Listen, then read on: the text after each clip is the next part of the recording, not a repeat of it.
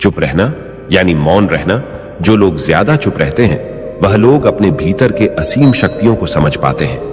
गौतम बुद्ध के अनुसार मौन की शक्ति इतनी ज्यादा है कि वह हमारे अंदर के सारे तनाव, सारी की सारी चिंता और भय को खत्म कर देता है और लोगों के बीच हमें एक होशियार और आकर्षित मनुष्य बना देता है। एक बार गौतम बुद्ध अपने आश्रम में अपने सभी शिष्यों को शिक्षा दे रहे थे कि दुनिया की सबसे तेज छुरी हमारी जबान है और दुनिया के सबसे खतरनाक हथियार हमारे शब्द है, जो बिना किसी का खून बहाए लोगों को अंदर ही अंदर मार सकते हैं। हमारे शब्द हमारी ताकत हो सकते हैं उसी के साथ, लेकिन यह हमारी सबसे बड़ी कमजोरी भी हो सकते हैं अगर हमें नहीं पता कि कब, कहां और क्या और कितना बोलना है। यदि हम सही समय पर सही इरादे के साथ सही शब्दों का प्रयोग करते हैं तो यह हमें एक सफल व्यक्ति बनाता है। लेकिन अगर हम सही समय पर सही इरादे से सही शब्दों का इस्तेमाल नहीं करते तो यह हमारे जीवन को नर्क से बदतर बना सकता है। तो दोस्तों, आज की स्टोरी के माध्यम से मैं आपको बताने वाला हूं कि चुप रहकर कैसे हम अपने जीवन को बदल सकते हैं। आपको चुप रहने की शक्ति का एहसास इस वीडियो में होने वाला है। वीडियो शुरू करने से पहले कमेंट बॉक्स में नमो बुद्धाय लिखकर वीडियो को लाइक जरूर करें। तो चलिए शुरू करते हैं। इस कहानी को जापान में एक बहुत ही प्रसिद्ध बौद्ध भिक्षु रहा करते थे। उनका नाम रिसाई था। रिसाई अकेले रहते थे। दुनिया के शोर शराबे से दूर जंगल में वो रहते थे और वह बड़े ही ध्यानी और प्रभु भक्त व्यक्ति थे, इसलिए वह पूरे जापान में बहुत अधिक प्रसिद्ध थे। एक दिन एक राजकुमार रिसाई के पास आया और बोला, हे प्रिय भिक्षु, मैं हमेशा थका हुआ, निराश और परेशान महसूस करता हूँ। मेरा मन बहुत अशांत रहता है। हालांकि मेरे पास सब कुछ है, दौलत, शोहरत, सुख सुविधाएं, जो हर व्यक्ति चाहता है या पाने की इच्छा करता है, लेकिन फिर भी मेरे अंदर इतनी अशांति और चिंता क्यों है? रिसाई ने उसकी बात बहुत ही ध्यानपूर्वक सुनी और कुछ सोचने के बाद कहा, तुम इस प्रश्न का उत्तर जानते हो, बस तुमने कभी इस प्रश्न को हल करने की कोशिश नहीं की है। रिसाई ने आगे कहा, मैं एक रिसर्च करना चाहता हूं, क्या तुम मेरा साथ उसमें दोगे? इस रिसर्च के बाद तुम्हारे जीवन में किसी भी तरह की अशांति और चिंता नहीं रहेगी। ये बातें सुनकर राजकुमार बहुत हैरान था। उसने रिसाई से कहा, बताइए मुझे क्या करना होगा? अपने मन की शांति के लिए मैं कुछ भी करने को तैयार हूं। राजकुमार की इन्हीं बातों को सुनकर भिक्षु ने कहा, तो फिर आप अगले 15 दिन के लिए मेरे आश्रम में रहोगे और एक सामान्य व्यक्ति की तरह अपना जीवन व्यतीत करोगे और इन 15 दिनों में तुम अकेले और चुपचाप रहोगे, जितना हो सके कम बोलोगे। राजकुमार उस भिक्षु की बातें सुनकर सहमत हो गया। पहले दिन राजकुमार को लगा कि उसका मन सामान्य से अधिक अशांत और विचलित है। उसके मन में तरह तरह के विचार आ रहे हैं थे और वह आम लोगों की तरह जीवन जीने में असहज महसूस कर रहा है। उसे अंदर से बोलने की इच्छा हो रही थी, लेकिन वह चुपचाप रहा। उसके मुंह से एक भी शब्द नहीं निकला, बस वह चुपचाप बैठा रहता। लेकिन रात होते होते उसे अंदर ही अंदर शांति का अनुभव होने लगा। उसके लिए यह अनुभव अजीब था। वह खुद से पूछ रहा था कि वह अंदर ही अंदर इतना खुश क्यों है और उसकी आंतरिक बेचैनी और चिंता कम क्यों होने लगी है। अगले दिन राजकुमार अकेला चुपचाप बैठा रहा और वह प्रकृति को निहार रहा। वह पौधों को, फूलों को, आकाश में उड़ रहे पक्षियों को, वह अपने जीवन में पहली बार यह अद्भुत दृश्य महसूस कर रहा था कि उसके पास कितनी सुंदरता है। वह दिन भर प्रकृति की सुंदरता को निहारता रहता और उसकी ताजगी को महसूस करता रहता। इसी तरह से 10 दिन बीत गए और उसके मन की सारी बेचैनी, सारी हलचल, सारी उथल पुथल और सारा तनाव गायब हो गया। 11वें दिन की सुबह राजकुमार फिर से एकांत में बैठ गया और कुछ ही मिनटों में उसकी आंखें अपने आप बंद हो गईं और वह गहरे ध्यान में चला गया। वह पूरे दिन वहीं पर आंखें बंद करके बैठा रहा और गहरे ध्यान में डूबा रहा। ना कोई शब्द, ना कोई चिंता। राजकुमार भीतर से असीम शांति और आनंद से भर गया। राजकुमार अपने बाकी के 4 दिन इसी तरह गहरे ध्यान में व्यतीत करने के बाद 15 दिन बाद रिसाई के सामने प्रस्तुत हुआ और रिसाई को प्रणाम करके बोला, प्रिय भिक्षु, मुझे उत्तर मिल गया कि मेरे मन में इतनी उथल पुथल और चिंता क्यों थी। मैं जान गया कि मेरा मन इतना अशांत और विचलित क्यों था। रिसाई मुस्कुराते हुए पूछा, बताओ क्या उत्तर मिला तुम्हें? राजकुमार ने कहा, मैं आवश्यकता से अधिक बातें करता था। मैं किसी पर भी अपने शब्द और ऊर्जा व्यर्थ करता था। मैं दिन भर अपने लोगों से फालतू की बातें करता रहता। और फिर उन्हीं के बारे में अकेले में सोचता रहता और ज्यादातर समय नकारात्मक ही सोचता रहता। इस तरह मैं बस अपना समय बर्बाद कर रहा था। ज्यादा बोलने और नकारात्मक सोचने की वजह से मेरा मन अशांत और बेचैन हो गया था और इसी वजह से मैं किसी भी काम को ठीक से नहीं कर पा रहा था, जिसकी वजह से मैं हर काम में असफल होने लगा और फिर इन्हीं लगातार मिलने वाली असफलताओं की वजह से ही मैं और भी उदास और चिड़चिड़ा हो गया। इन्हीं सभी चीजों की वजह से मेरा जीवन नष्ट हो रहा था। लेकिन यहां पर बिताए हुए 15 दिन मेरे लिए पूरी तरह से अलग थे। मुझे कुछ अलग ही एहसास यहां पर हो रहा था। अब मुझे ऐसा लग रहा है मैं अपना जीवन पूरी तरह से जी रहा हूं, लेकिन इससे पहले मैं अपना जीवन गलत तरीके से जी रहा था। और मैंने यह भी सीखा कि हमें सिर्फ ध्यान करने की जरूरत नहीं है। ध्यान अपने आप होता है जब हम शांत और मौन होते हैं। ध्यान के पिछले कुछ दिनों के दौरान मैंने जो पहली चीज सीखी वह यह है कि मनुष्य के जीवन की सबसे महत्वपूर्ण चीज स्वयं को जानना ही है। यह सुनकर रिसाई ने कहा, सिर्फ तुम ही नहीं, दुनिया में ज्यादातर लोग जरूरत से ज्यादा बोलते हैं।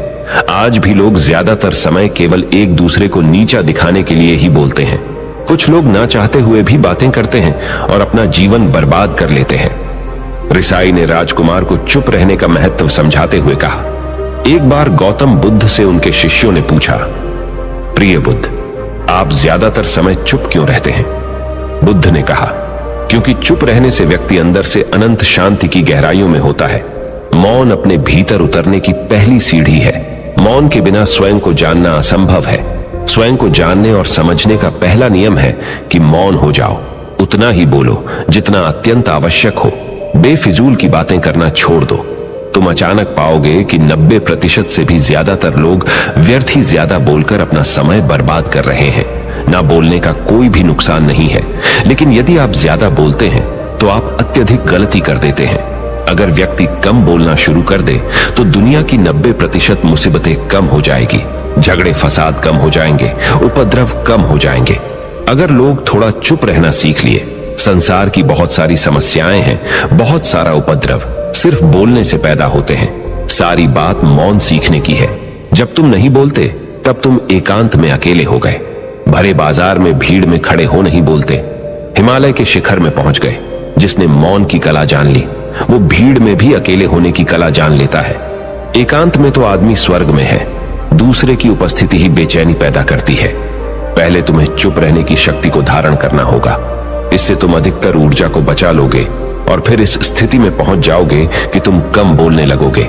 अगर तुम किसी के यहां पर जा रहे हो और परेशान हो जाओ तो ऐसे में उचित है कि आंखें बंद कर लो और अपने में खो जाओ। वहां से आपको ताजगी महसूस होगी, क्योंकि तुम्हारे अंदर ही जीवन का वो स्रोत छिपा हुआ है, वह किसी दूसरे में नहीं है। इसके बाद राजकुमार उस रिसाई से पूछते हैं, आखिर कौन हमें अपने अंदर तक लेकर जाएगा? ये बातें सुनकर रिसाई बुद्ध कहते हैं, तुम्हें स्वयं ही अपने अंदर उतरना होगा और वहीं से परम राज्य जीवन का आनंद ले पाओगे। आनंद का यहीं से जन्म हुआ है। यहीं से तुम मौत में डूब जाओगे। यही तुम्हारा सूरज उदय होगा और यहीं से अस्त होगा। इसी प्रकार तुम बार बार इबकी लगाओ। जब भी तुम इबकी लगाकर लौटोगे वहां से तुम पाओगे फिर ताजगी भरी जीवन की नई संपदा मिलेगी। इस नई शक्ति के जन्म होने से तुम्हारी थकान गई, उदासी गई, चिंता गई। जैसे कोई स्नान करके लौटता है तो शरीर शीतल हो जाता है, शांत हो जाता है। ऐसे ही जब कोई भीतर से साफ होकर वापस आता है, मौन में स्नान करके लौटता है, तो समस्त अस्तित्व, समस्त व्यक्तित्व शांत और मौन हो जाता है, आनंदित हो जाता है। जब तुम आंतरिक मौन की उस पराकाष्ठा पर पहुंच जाओगे तब तुम पाओगे कि बोलने से भी तुम्हारा मौन खंडित नहीं होता, वो बना ही रहता है। उसकी एक अंतर्धारा लगातार तुम्हारे भीतर बहती रहती है। तुम बोलते तो हो, तुम शब्द का उपयोग भी करते हो, लेकिन वो तुम्हारे मौन को खंडित नहीं कर पाती। एक बार गहरे मौन में स्थिर हो जाओ, फिर तुम्हारी वाणी में भी मिठास आ जाएगी। तुम्हारा बोलना संगीत पूर्ण होगा, तुम्हारा बोलना सत्य होगा। तुम बोलोगे तो दूसरों पर भी शीतलता छा जाएगी। जैसे ही तुम अंदर से चुप होते हो, तुम इतने शक्तिशाली होने लगते हो कि समाज की निर्भरता तुम छोड़ने लगते हो और तुम्हारे जीवन में एक मस्ती आती है जो केवल दीवानों के जीवन में होती है। तुम्हारे चेहरे पर एक नई रौनक आ जाती है। तुम्हारी आंखें किसी अमृत के समान हो जाती है और तुम अनंत शांति के समुद्र में डूबने लगते हो।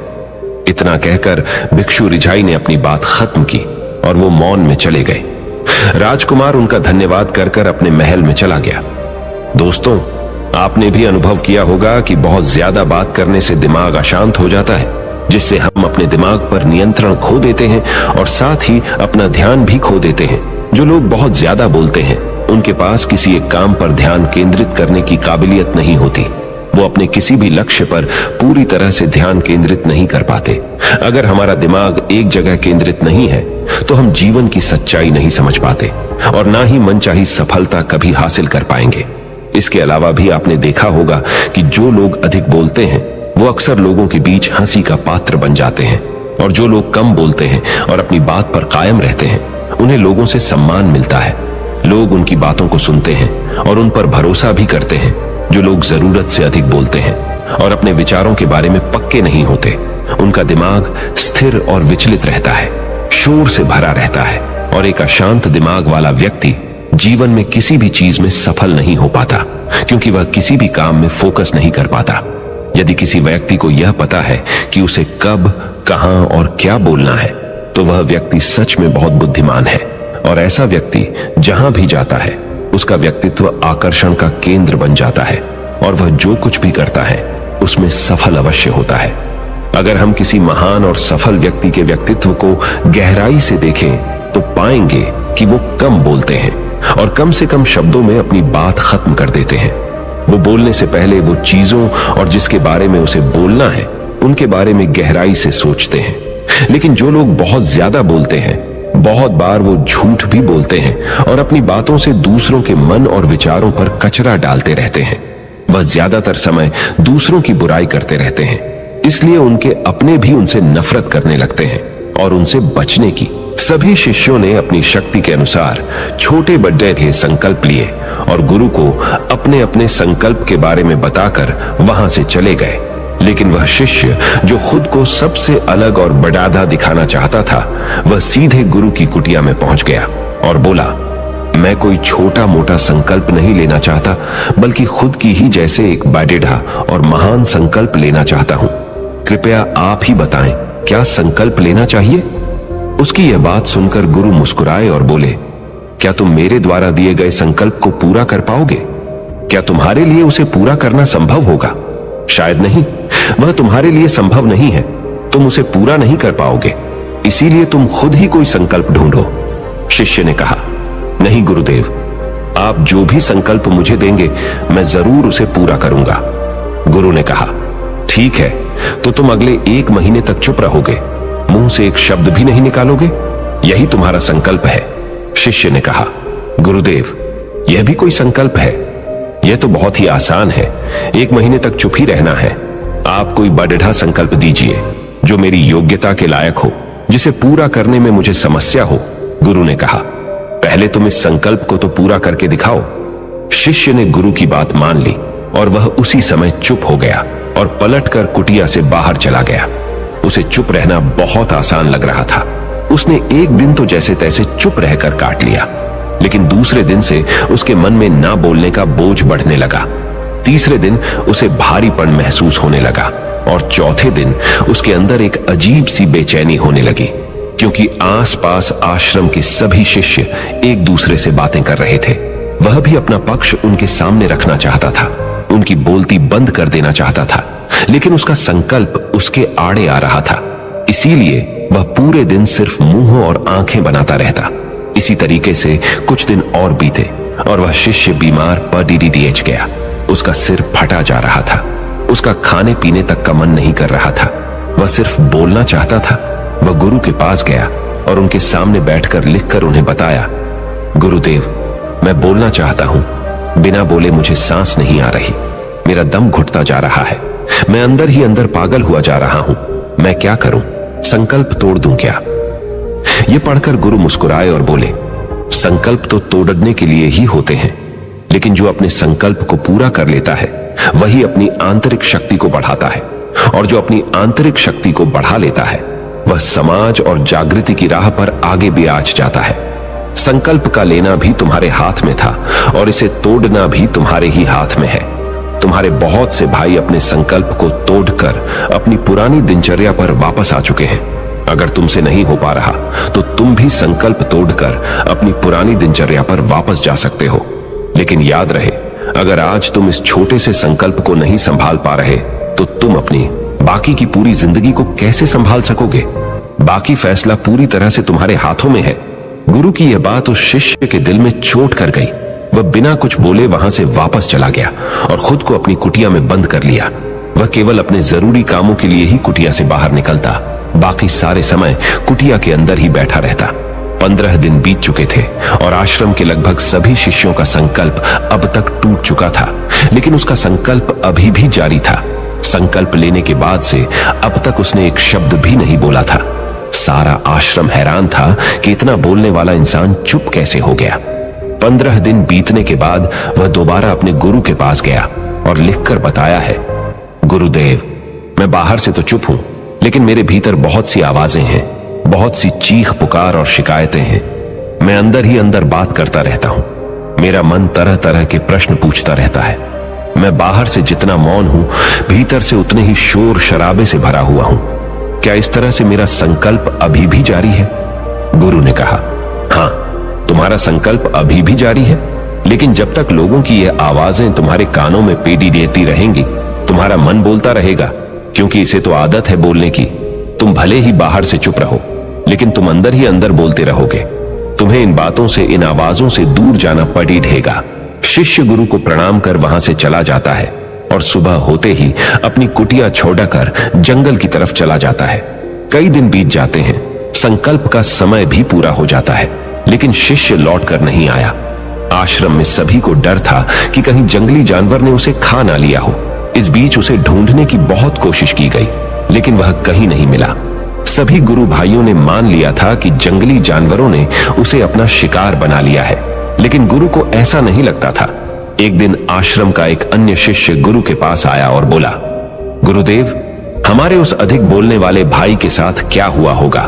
क्या जानवर ने उसे मार दिया होगा? गुरु ने कहा, हो सकता है कि जानवरों ने उसे अपना शिकार बना लिया हो, लेकिन उसके न लौटने की एक दूसरी वजह भी हो सकती है। शायद उसे वह मिल गया है जिसके लिए वह गया था। फिर शिष्य ने पूछा, गुरुदेव, क्या ज्यादा बोलना इतना हानिकारक होता है? गुरु ने कहा, इंसान के जीवन के बहुत सारे दुखों में से एक दुख यह भी है कि वह कभी चुप नहीं रह सकता, हमेशा कुछ ना कुछ बोलता ही रहता है। सिर्फ हमारे बोलने के कारण हमारे आधे से ज्यादा दुख पैदा होते हैं। परिवार के अधिकतर झगड़ों की वजह हमारा बेमतलब बोलना ही होता है। हम में से कोई भी चुप नहीं रहना चाहता। हम बस सामने वाले को सुना देना चाहते हैं। जो भी हमारे मन में है सब निकालकर उसके मन में बैठा देना चाहते हैं। उसे समझा देना चाहते हैं कि देख, तू गलत है और मैं सही। और इस तरीके से सब एक दूसरे की सडड ही गली बातों को ग्रहण कर रहे हैं। इस तरीके से सुनने और सुनाने का यह काम जिंदगी भर चलता रहता है। लेकिन इस नासमझी में हम अपना समय, अपना जीवन, अपनी समझ और सबसे महत्वपूर्ण व कीमती पल जो जिए जा सकते हैं, जिनको अनुभव किया जा सकता है, जिनमें आनंद को प्राप्त किया जा सकता है, यह सब खो देते हैं। लेकिन इसके बदले हमें मिलता क्या है? कुछ नहीं, सब व्यर्थ और बर्बाद हो जाता है। इस पागलपन में हमने क्या खो दिया, इसका एहसास केवल कुछ ही लोगों को हो पाता है। बाकी लोग जैसे उन्हें अपने आने का पता नहीं, वैसे ही उन्हें अपने जाने का भी पता नहीं चल पाता। शिष्य ने कहा, तो फिर इसका समाधान क्या है? गुरु ने कहा, पूरी जागरूकता के साथ अपने विचारों को देखना यही एकमात्र तरीका है। सारी मानसिक समस्याओं का वर्तमान में रहकर चिंतन करना, पूरी जागरूकता के साथ अपना काम करना जिंदगी में चमत्कारिक बदलाव ला देता है। उसके बाद वह शिष्य गुरु से अपने प्रश्नों का उत्तर पाकर उनको प्रणाम करके वहां से चला गया। उस शिष्य को आश्रम छोड़कर गए हुए 3 महीने का समय बीत चुका था, लेकिन उसकी कोई खबर न थी।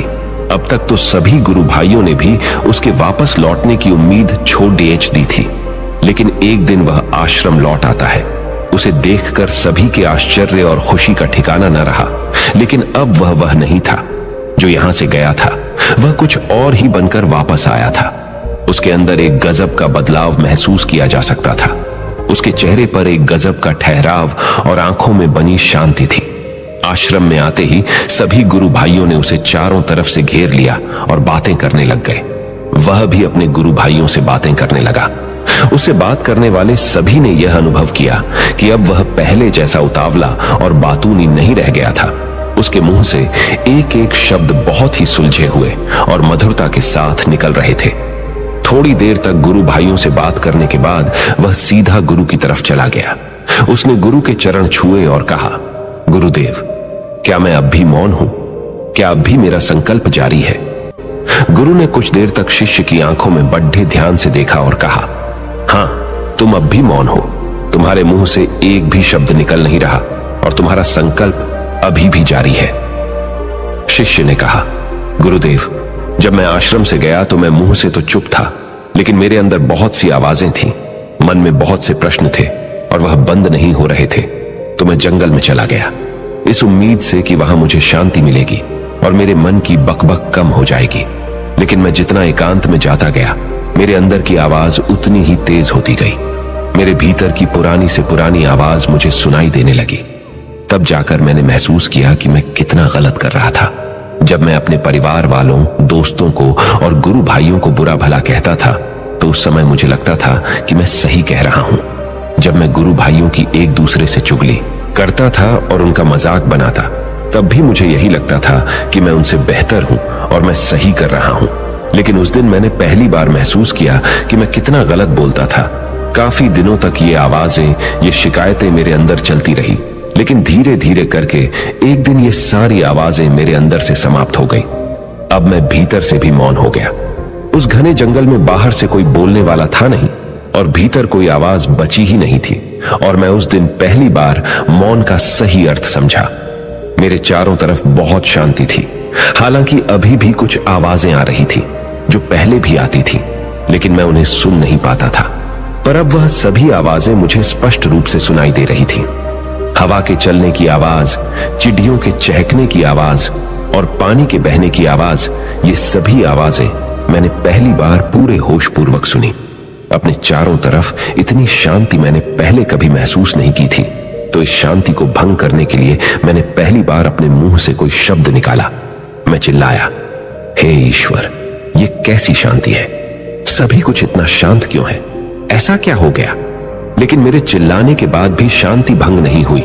सब कुछ पहले जितना ही शांत था, बाहर भी और भीतर भी। हे गुरुदेव, मैंने अपने गुरु भाइयों से बात की, मैंने आपसे बात की।